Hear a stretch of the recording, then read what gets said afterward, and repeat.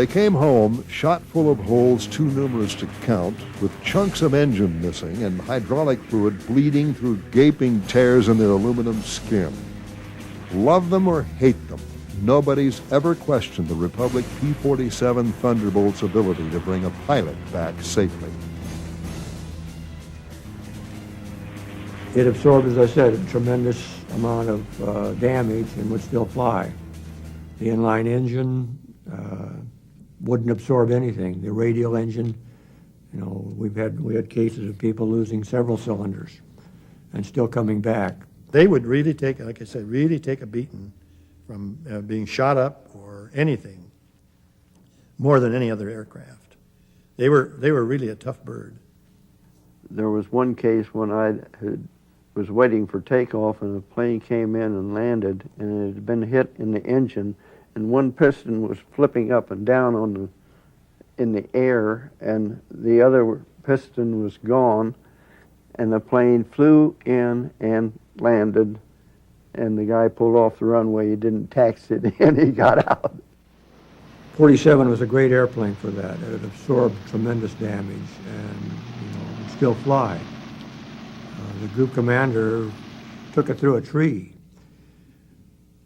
Literally, the aircraft went through, the tree was the loser, and the wings didn't come off, but, you know, he just forgot what he was flying and what altitude he was at and went through a pretty large tree.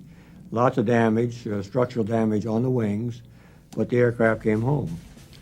I don't think that I know a 51 wouldn't have done it. I don't think a 40 or I don't think a 38 would have done it. So it was that kind of an aircraft. I had dropped my bomb, done my job. I headed home. I get back and I land, and people are running alongside the aircraft pointing at it as I taxied. And I lean out and look, and the whole side is covered with oil. And when I got out, I got a hole a foot big in the engine and 2 cylinders missing. But it ran fine. For 2 critical years, the P-47 Thunderbolt served as the backbone of the U.S. Army Air Force's fighter force, battling on every front in every conceivable climate and terrain. The P-47 played a major role in the defeat of the Luftwaffe in the skies of Europe. Yet since the end of World War II, the P-47 has been overshadowed by the fame and glamour of the Lockheed P-38 and North American P-51 Mustang. I think it's comparing a racehorse to a plow horse. The P-47 was I think you could describe it as the bare-knuckles brawler. It wasn't the sleek thoroughbred as the Spitfire. It wasn't the graceful, you know, pre-war design of the P-38 that was like the Buck Rogers fighter plane of World War II. I mean, the P-38 was what everybody dreamed of.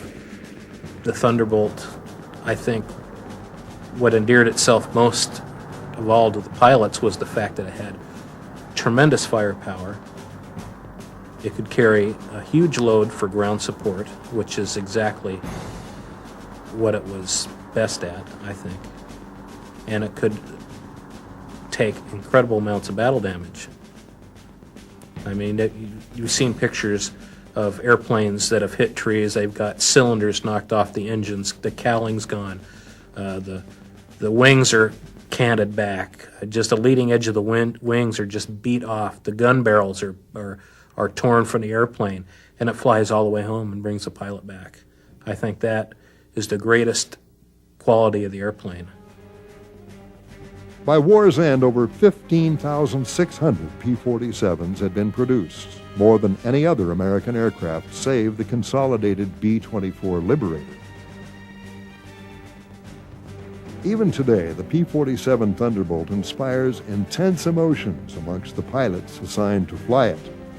After sharing the air with a 47, a pilot either came back a devoted convert or appalled that Republic ever designed such a monstrous fighter. When I took my training, I took it at Bradley Field in Connecticut, and there were P-40 pilots that were there, and they didn't fly with you, and all they did was check you out. And they weren't they weren't really too enthused with the P-47. So when I went overseas, I did not want to fly the P-47. I wanted to get out of the 38s or 51s. When I got to this base, a P-47 came over there, and he went across that base. He pulled up and did one roll, and we just were in awe, you know. My God, that thing will fly. And I went from 1 inch tall to 10 foot tall. It was a great experience looking back on it, flying the 47. It was a very forgiving aircraft, and the work that we flew it, used it for, was great. But, you know, it's like anything. A driver of a car, airplane drivers are the same way. You fall in love with something, and you don't want to trade. You don't want to get rid of the things. And, you know, we weren't smart enough to know that, well, it's probably going to save your life many more times than the 38 might, because it's not as vulnerable as an inline engine aircraft, whether it's a 40, 51, or 38, but it still was not my first love by any means. The models that I flew were very sluggish and climbing. In fact, I didn't consider it very good until you got to higher altitude, you know, where your supercharged engine was a big advantage. I think a fighter pilot would probably live longer in a P-47 than any other fighter. It's more rugged by far than any other fighter. And we only had them for a short time. They gave us our P-40s, or we were flying P-40s at the time, all the time that we were transitioning into the 47s, and they just decided to take the P-47s away and let us continue with the P-40s. And I think we were all happy about that. Love or hate the P-47, everyone agreed on one thing. It was the toughest fighter ever built. Practically everyone who flew the Thunderbolt has a story to tell about its legendary durability. They speak of holes hacked out of the wing by light flak that were so big ground crewmen posed with their heads poking through them. Others remember cannon shells severing controls, tearing great gouges out of the cowling. They remember feeling the thumping of bullets as they slammed into the armor plating behind their seat. And they remember thanking God and Republic for building the P-47 like a brick outhouse, tough enough to handle the dirtiest of dirty work, and built to survive a Kansas tornado.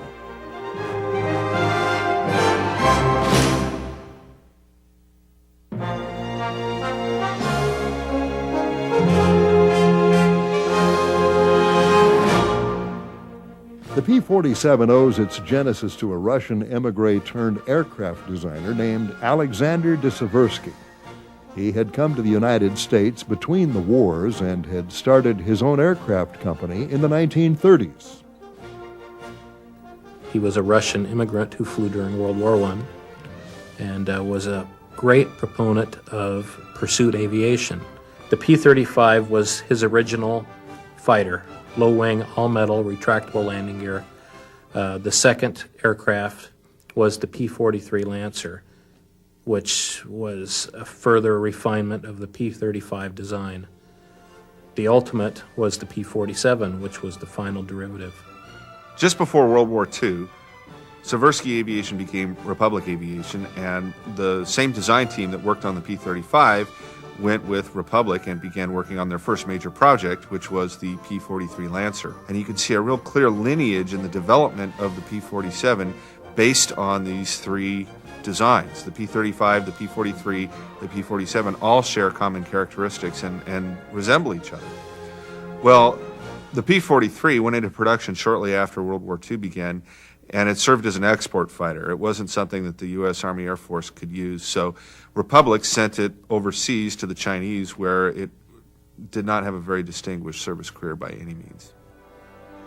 Designed to be a high-altitude fighter, the P-43 had a top speed of 350 miles per hour and could carry a pair of 50-caliber machine guns in the nose and 4 30 calibers in the wings.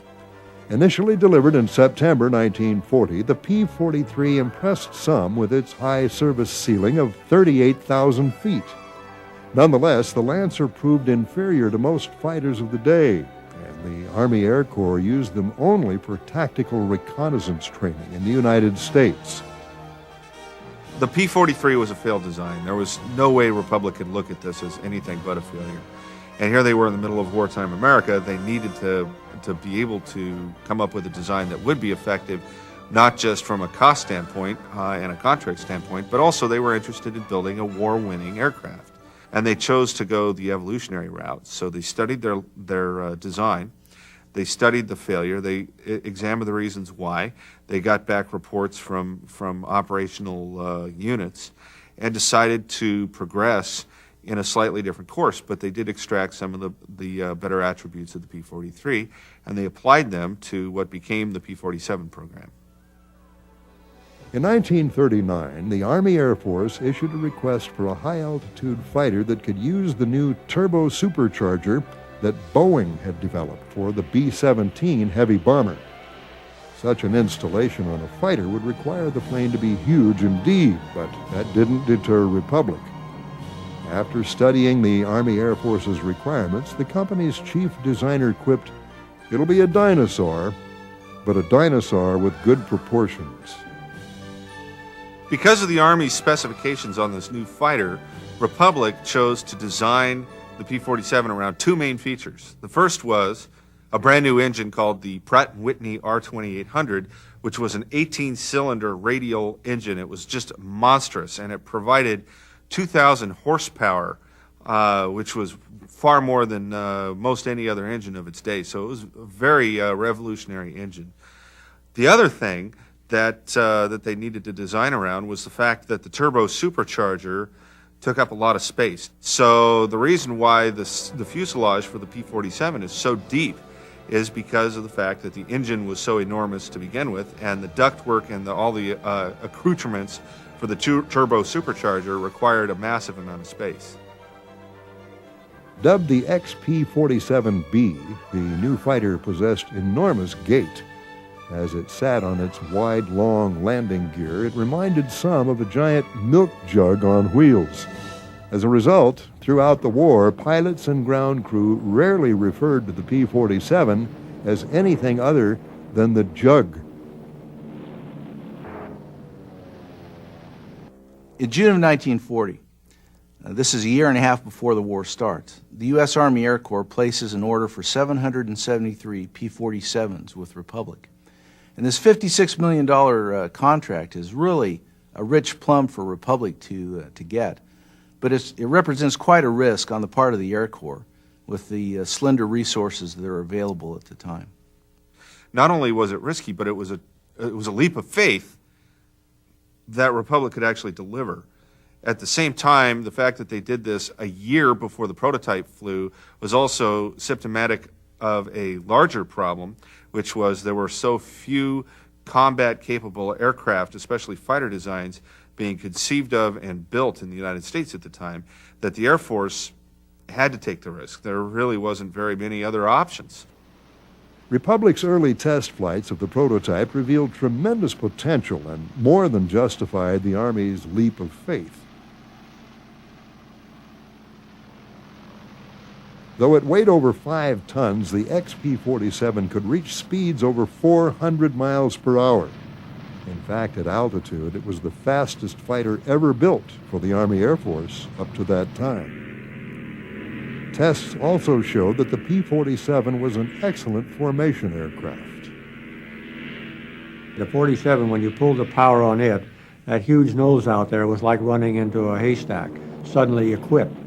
Well, it was easy to fly formation because 38, you'd come in and overrun everybody. That's the first thing that we all learned when we had inline engine. You want to slow down early and sneak up on your flight leader. But on the 47, it was a beautiful airplane for flying close, very close. We trapped our flight leader one time. 2 of us coming up the Irrawaddy River ran into the overlapping wings. And he would go like this, but you wouldn't dare do that in an aircraft that wouldn't stop or start as quickly as a 47. In close formation, you're leading on, 3 guys are flying on another guy. They're not taking their eyes off of him. They're flying on him all the time. They're looking at him all the time, especially you get into clouds. If you fly in the clouds, you've got to be in tight formation, otherwise you can run into one another. And you have a mission. We had a mission one time, I think it was a 5-hour mission. We were probably 4 hours in the clouds. and 2 flights finished the mission. The guy was leading the group and my flight. The rest of them went home, got in trouble and went home. The first production Thunderbolts rolled off Republic's assembly lines in early 1942. That spring, the Army Air Force decided that the 56th Fighter Group would be the inaugural P-47 outfit in the service. It was a historic decision that laid the foundation for one of the greatest legacies in Air Force history. With its P-47 Thunderbolts, the 56th Fighter Group would, by war's end, become one of the highest-scoring outfits in history. With dozens of aces in its ranks, the 56th became better known as the Wolfpack.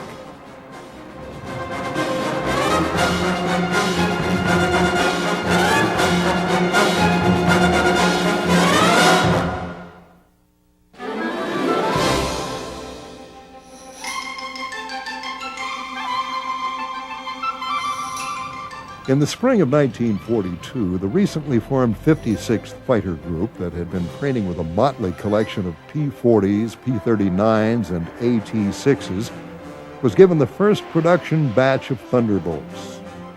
Known as Zemke's Wolfpack after the group's commander, Hub Zemke, the 56th Fighter Group would fly P-47s for 3 years straight while building up a combat history that has become legendary since the war. Hub Zemke was one of those rare pilots who possessed a very interesting blend of talents. One of the things that he is remembered for is his uncanny marksmanship.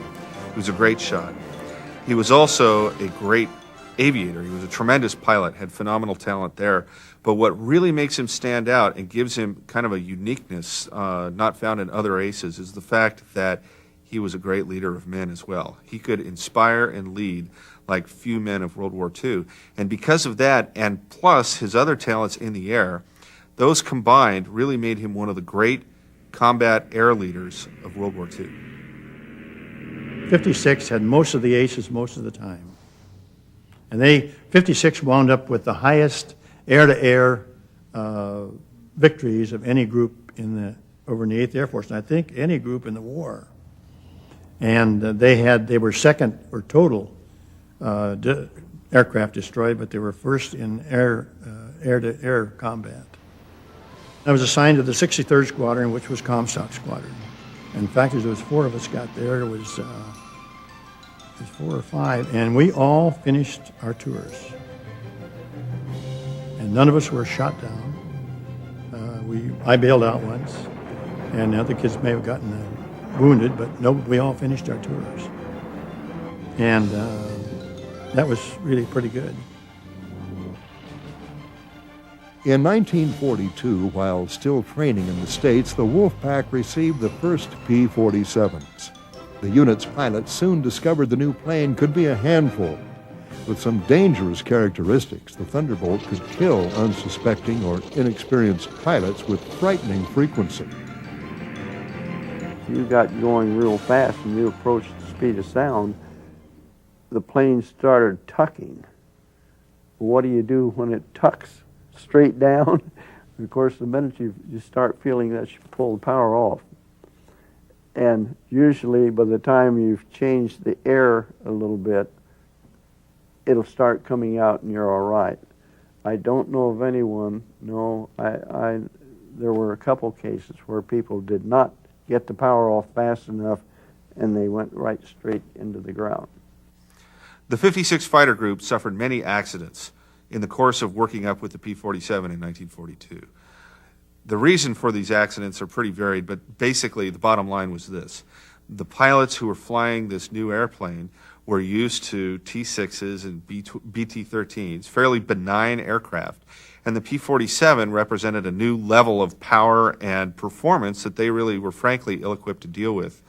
So it was a tricky plane to fly. By the time they went to Europe, they had lost over a dozen pilots in training, which represents about 10% of the group dying before they even got into combat. The pilots had to learn that size didn't matter. The P-47 was simply huge. weighing in at over 13,500 pounds when loaded. With a wingspan of 40 feet, a length of 36 feet, and sitting 15 feet off the ground, the P-47 towered over the spindly-legged P-39s and sleek P-40s the 56th had been flying. The P-47 was probably, what was the heaviest fighter that they built. It weighed 14,000 pounds loaded when you were going to take off on combat. Despite its size, at high altitude, the men of the 56th discovered their new fighter could outperform every other American aircraft, Army, Air Force, or Navy of its day. Its broad wing gave it tremendous agility at heights other aircraft could hardly maneuver in effectively. Some converts were made right there. Fast and brutish looking, the P-47 was the type of plane that looked like it could get into a toe-to-toe fight, take a beating, but always come out on top. And it could dish out far deadlier punishment than any other World War II fighter. With 8 .50 caliber machine guns, the Thunderbolt's firepower was truly awesome. I strafed trains one day and tipped a boxcar over on its side, not exploded, just tipped it over from the impact. So tremendous firepower on those 850. Clayton Gross, a 354th Fighter Group Mustang ace, recalls being on the receiving end of a P-47 attack when he was mistaken for an ME-109. P-47s coming in had thought they had 2 109s, and so they, picking me off, they shot my canopy off. It was gone. My plane did a snap roll, was involuntary, and so I was still alive, so I did a spin. I went into a spin. I did a recovery and pulled out, and here came the P-47s again, and I rocked my wing frantically, and this guy pulls up alongside of me and goes, "Oh!" and takes off and leaves me there. And I didn't know how badly my plane had been hit. The radio worked, the controls worked. I came back, and the plane had almost 100 holes in it. Some entry, some leaving, but it was like a sieve. With terrific firepower, excellent high-altitude performance, and an airframe built to withstand massive amounts of damage, the men of the 56th Fighter Group gradually grew to love their P-47 Thunderbolts. By the time the group deployed to England to join the 8th Air Force in early 1943, its pilots were some of the fiercest P-47 advocates in the Army Air Force.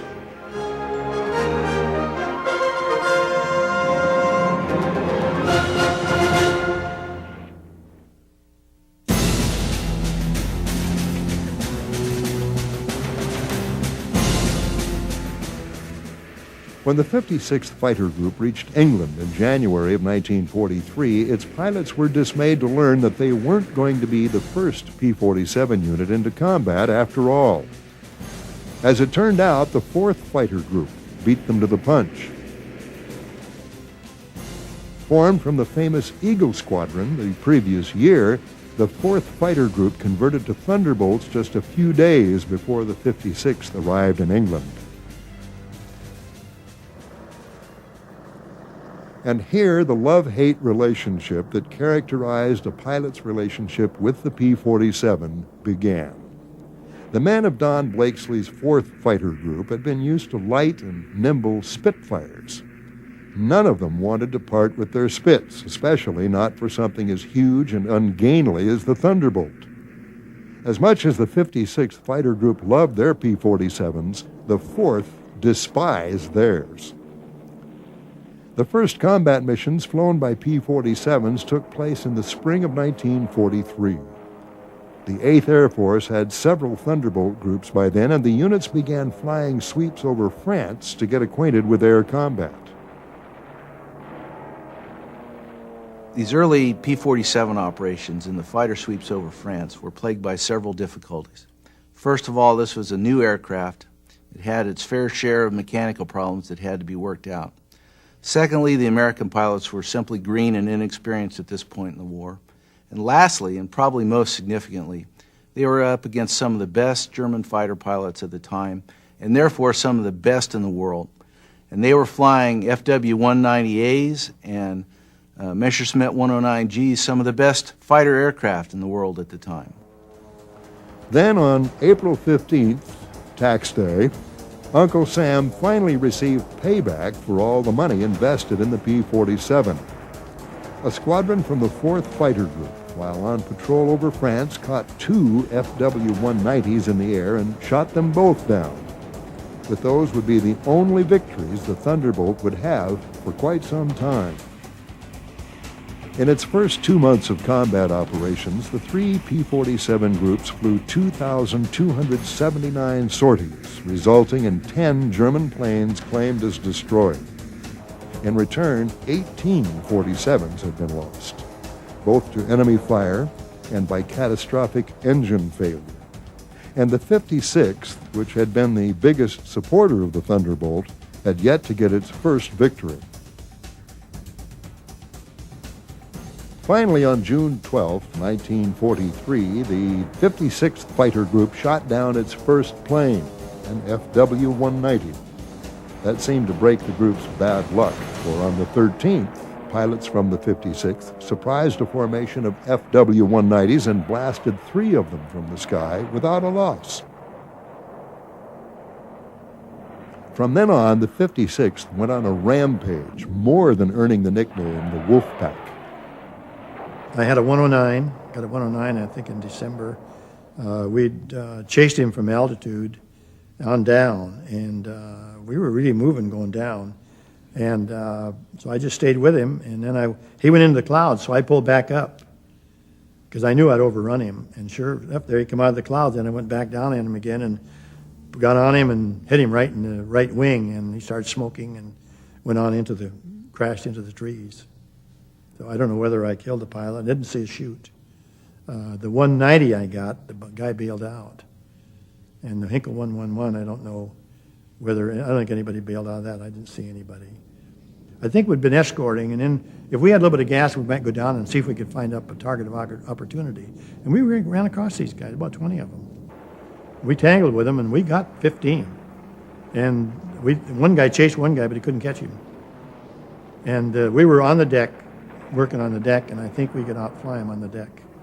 He couldn't get away from me. I could turn in and keep right with him, and so I just had him going, and he finally decided it was better get out than to get shot down. Toward the end of the summer of 1943, the P-47C was gradually replaced by the D model. Initially, little distinguished the two versions. Prior to the fall of 1943, the P-47, including the D version, had really not proven itself to be effective as an escort fighter for the 8th Air Force. And the major problem was that they had this fuel-guzzling engine, and it limited their range so that they were unable to provide cover for the bombers into the main targets inside Germany. And this problem really isn't resolved until the P-47 D-15 model arrives in England. And this model has the ability to put wing tanks underneath each of the wings. Each of those wing tanks is 108 gallons. And that gives the P-47 D-15 the extra range it needs to begin to be effective as an escort fighter for the heavy bomber force. The Thunderbolt now had almost twice the amount of fuel of earlier versions. P-47s soon appeared over Germany, within 150 miles of Berlin, wreaking havoc wherever they went. By the spring of 1944, the Thunderbolt had come into its own as a high-altitude escort fighter. Yet just as it reached its zenith, it was eclipsed by the longer-legged P-51 Mustang.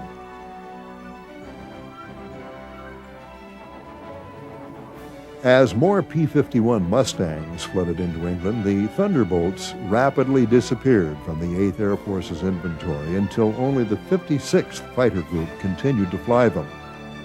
The 56th refused to change over. They loved their 47s, especially after new wide-bladed propellers arrived that greatly enhanced the plane's climb rate and acceleration.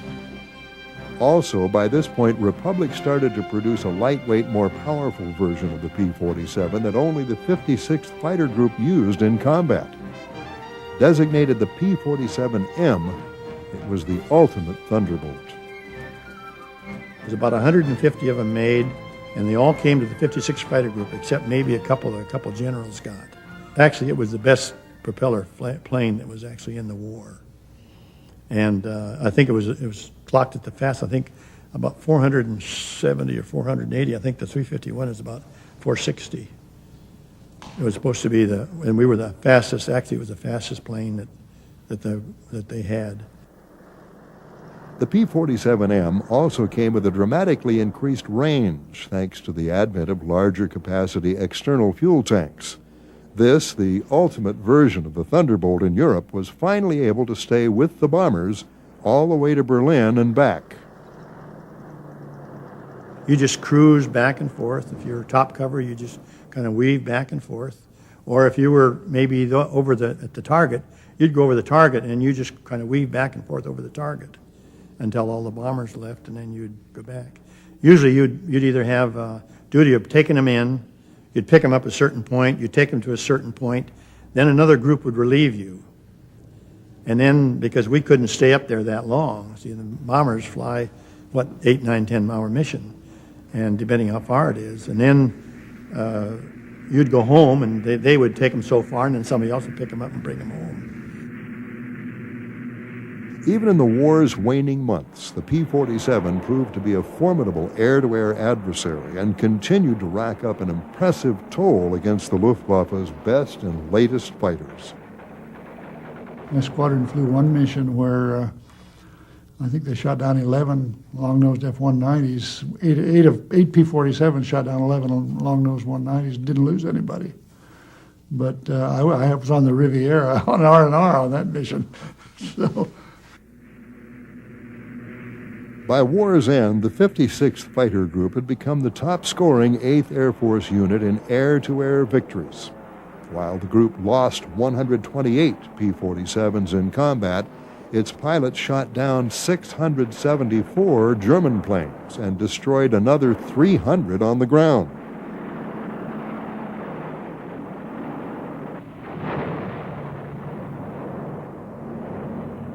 With almost 1,000 planes to its credit, the Wolfpack had more than proven that when used right, the P-47 could be a terror to all its foes.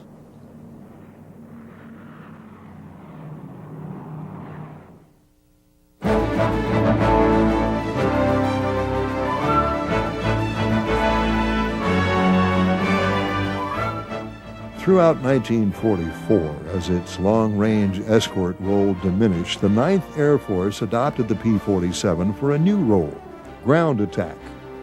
Never designed for low-altitude work, pilots weren't sure how the Thunderbolt would function down on the treetops, shooting up German targets on the ground. Though it didn't perform as well on the deck as it did at 25,000 feet, the P-47 soon more than proved its worth in its new role. In fact, by war's end, it had compiled a record so remarkable that it easily became the best American fighter bomber of the war. Among its many contributions was as the premier American ground support machine. This was the close air support fighter par excellence in the Normandy campaign. In fact, Saving Private Ryan, I thought was an excellent movie, but at the end where the tank busters arrive and save the day, they're P-51 Mustangs. It would have been, I think, more accurate and more representative of what actually happened to have those be P-47 Thunderbolts doing the ground support mission. Because the P-47 was a true ground support star, whereas the P-51, yes, it did those missions, but that wasn't its major contribution. On the deck, the 47's ruggedness was its greatest asset. Many a Thunderbolt pilot survived a holocaust of flak and machine gun fire thanks to the sheer toughness of his plane's hide. I was the number 4 pilot, being the youngest, or the newest, I should say, and tooling along, and suddenly the field out in front just lit up like a Christmas tree. I took something in the right wing that blew off every shell I had out there.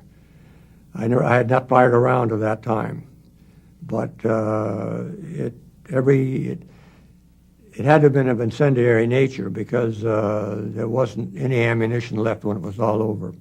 It blew the gun tray lid on the 4 guns out on the right wing up about that high, and of course holes all over the thing. Headed for home, decided the damn thing was flying and I would stay with it. Let down then, probably about 20-30 miles from home, put the wheels down way out, everything worked fine except that the stall speed was all screwed up.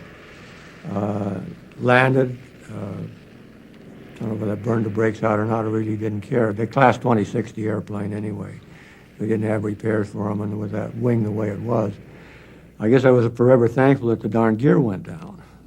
But 1,800 rounds, and you could see visible flame in there from whatever hit it, set it off or set the ammunition off, and that was,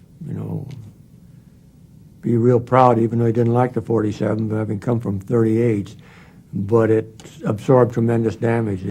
As far as I was concerned, it was a testimony to the manufacturing talent of the Republic. The Thunderbolt's powerful engine could drag aloft a dizzying array of bombs and rockets, making it amazingly versatile in the fighter-bomber role. We had 2 500-pound bombs, and then normally we carried a fragmentation bomb on the belly, 260-pound frag bomb, which was an anti-personnel bomb. Carried a wide variety of bombs and what have you. We carried 2 500-pound bombs. We carried napalm. We carried 1,000-pound straight GPs. We carried 1,000-pound. They were in a shell similar to a 50-gallon drum, just pure dynamite.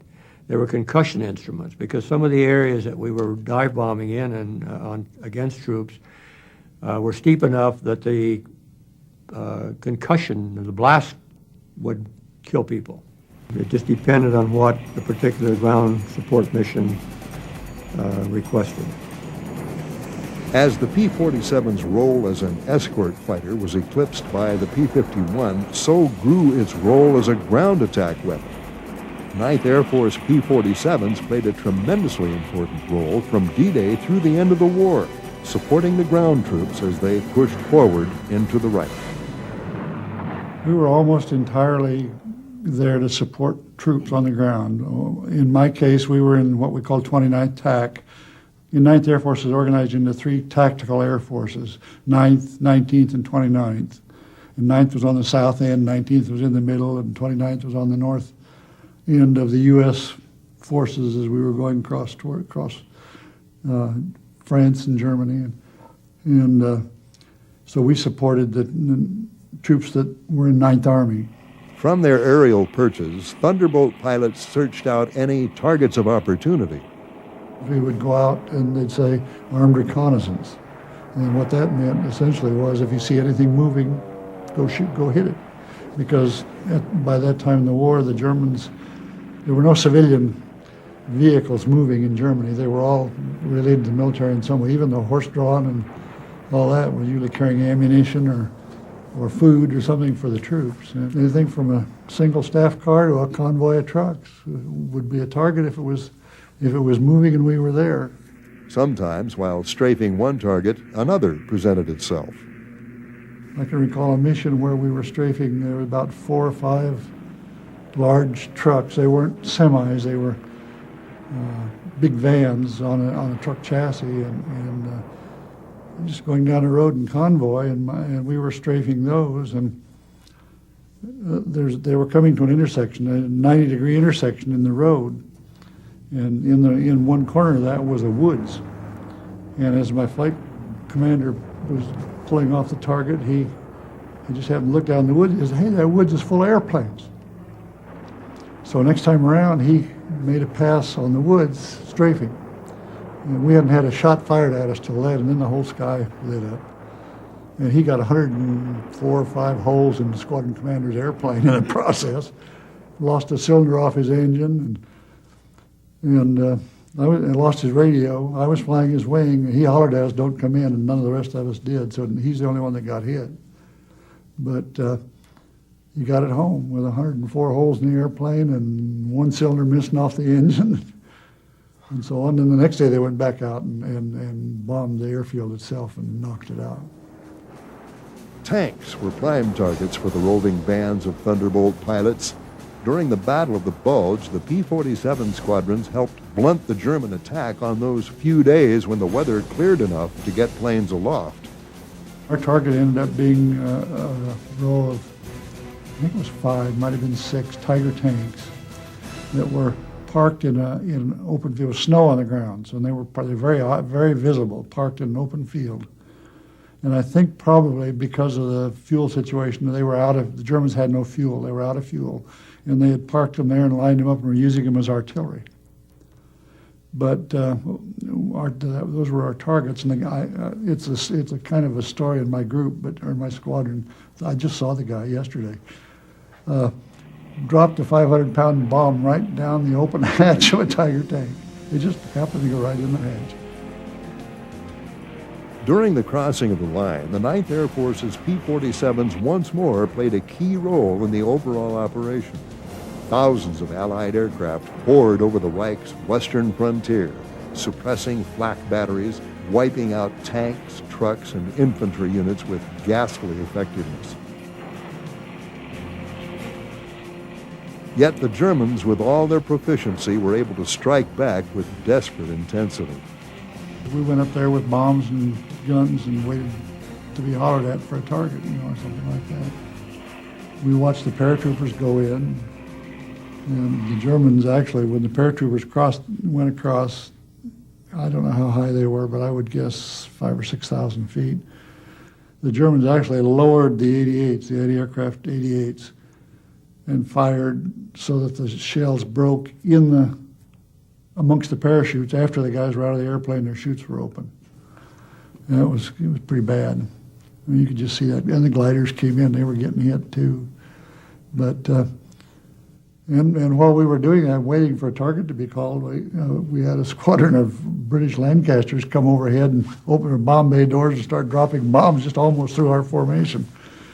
There was a lot going on. It wasn't all coordinated as well as it could have been. Nobody got hit or hurt, so we were okay.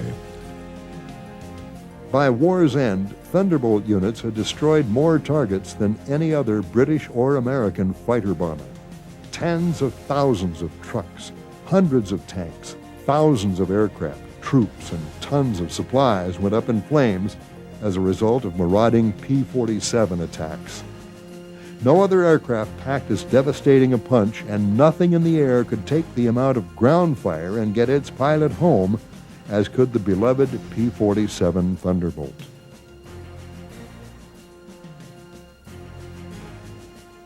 When the world celebrated VE Day, the JUG pilots in the 8th, 12th, 15th, and 9th Air Forces could look back with pride on their accomplishments, knowing that they played a significant role in defeating the Nazi war machine.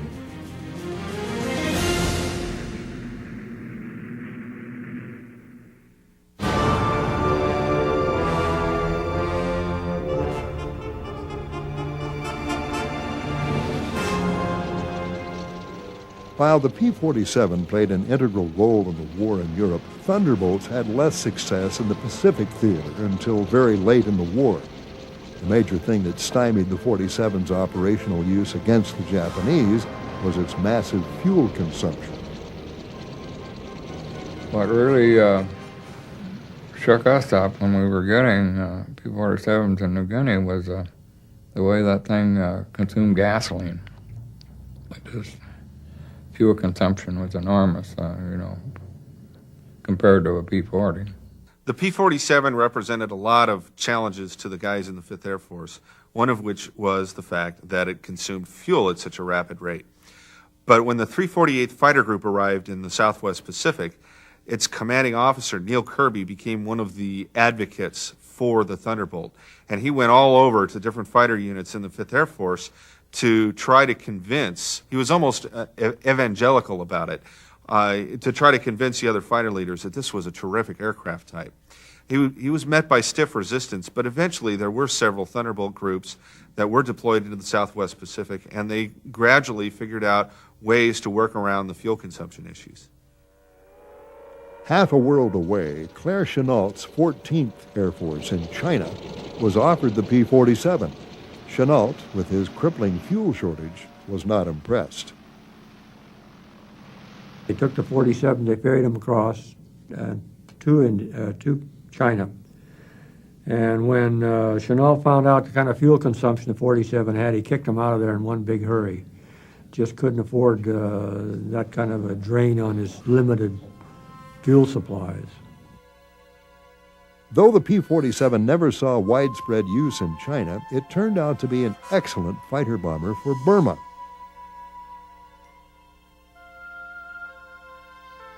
Here, as in other theaters, the 47's legendary ruggedness saved many lives.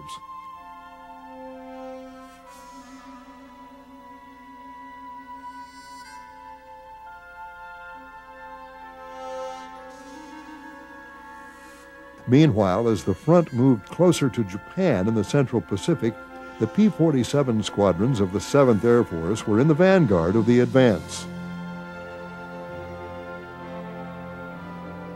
When the Marines and Army landed in the Marianas Islands in June of 1944, the P-47s of the 318th Fighter Group were operating from the island within just a few days after the invasion of Saipan. Getting to Saipan, however, proved to be a great challenge. Unable to ferry them in from any forward Central Pacific air bases, the 7th Air Force resorted to putting the 318th P-47s on escort carriers. The baby flat tops sailed to the Marianas, laden with the ungainly Thunderbolts. Once off of Saipan, the men of the 318th climbed into their P-47s and catapulted off the narrow carrier decks. Miraculously, not a single P-47 was lost during the operation, and the 318th was soon operating in support of the ground troops from Isley Field on Saipan. It was the only time in history where Thunderbolts were launched from aircraft carriers, and it had been a rousing success. At war's end, the 7th, 13th, and 5th Air Force's P-47 groups were being marshaled around Ishima and Okinawa in preparation for the invasion of Japan. Flying ground attack, combat air patrol, and long-range escort missions right up to the Japanese surrender, the Pacific Thunderbolts gave a solid, if unspectacular, account of themselves. In one of the last great Thunderbolt fights, the 318th Fighter Group managed to shoot down 34 kamikazes off Okinawa in a running 4-hour battle.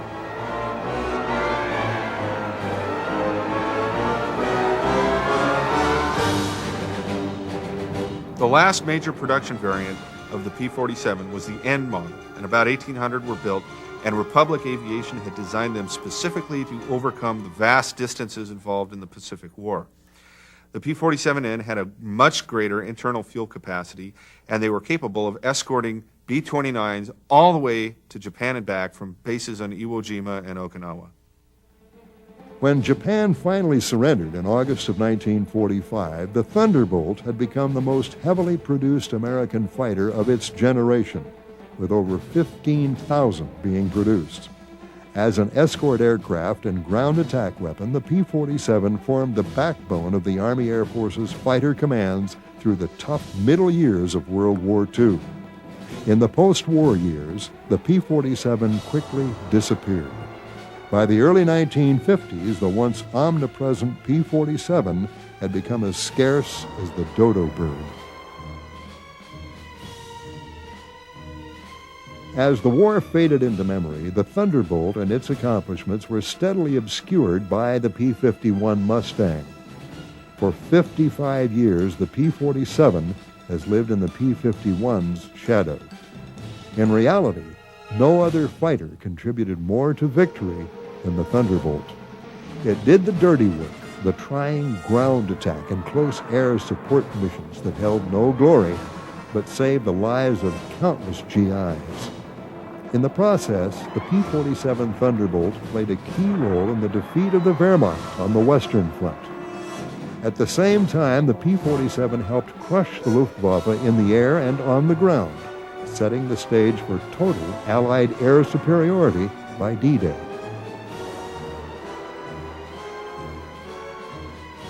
A workhorse, loved by some, despised by others, the P-47 ranks as one of the greatest aerial weapons of World War II.